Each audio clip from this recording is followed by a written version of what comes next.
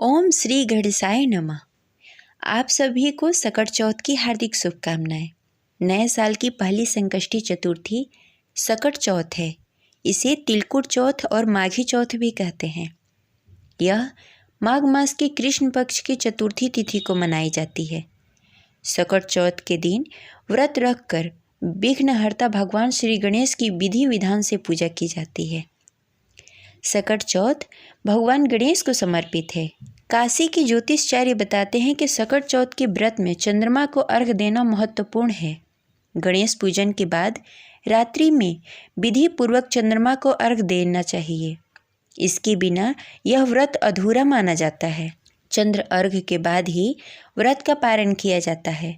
सकट चौथ के दिन निर्जला व्रत किया जाता है। पद्म पुराण में सकट चौथ का वर्णन किया गया है। जो भी व्यक्ति निर्जला सकट चौथ का व्रत रखकर गणेश जी की पूजा आराधना करता है, उसके सभी संकट दूर हो जाते हैं और जीवन में सुख समृद्धि और खुशहाली आती है।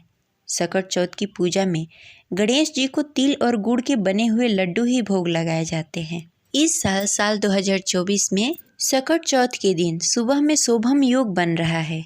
उस समय ही आपको सकट चौथ की पूजा कर लेनी चाहिए। आइए जानते हैं कि सकट चौथ कब है, पूजा विधि, शुभ मुहूर्त और चंद्रोदय का समय क्या होगा। तो हिंदू पंचांग के अनुसार इस साल माघ मास की कृष्ण पक्ष की चतुर्थी तिथि 29 जनवरी दिन सोमवार को सुबह 6:10 पे प्रारंभ हो रही है।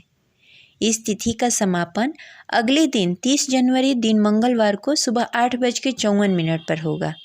उदय तिथि के अनुसार सकट चौथ 29 जनवरी को ही मनाई जाएगी। 29 जनवरी को सकट चौथ के दिन प्रातः काल से लेकर सुबह 9:54 से शुभम योग बन रहा है। इस शुभ योग में आपको सकट चौथ की पूजा करनी चाहिए। इस दिन शुभ मुहूर्त या अभिजीत मुहूर्त दोपहर 12:13 से 12:56 तक रहेगा। सकट चौथ के दिन चंद्रमा को अर्घ देने का समय 9:10 पर रहेगा। उस समय चंद्रमा का उदय होगा।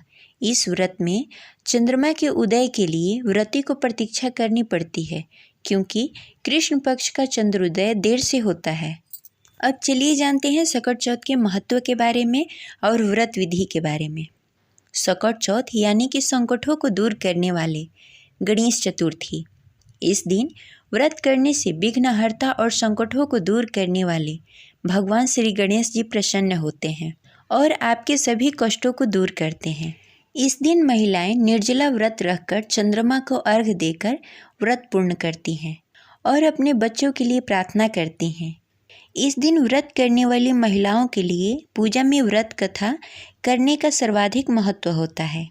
इस दिन व्रत कथा अवश्य ही पढ़ना तथा सुनना चाहिए। सकट चौथ के दिन सुबह प्रातः उठकर स्नान आदि से निवृत्त होकर स्वच्छ वस्त्र धारण करके भगवान श्री गणेश को प्रणाम किया जाता है और विधि विधान से पूजा की जाती है और व्रत का संकल्प किया जाता है।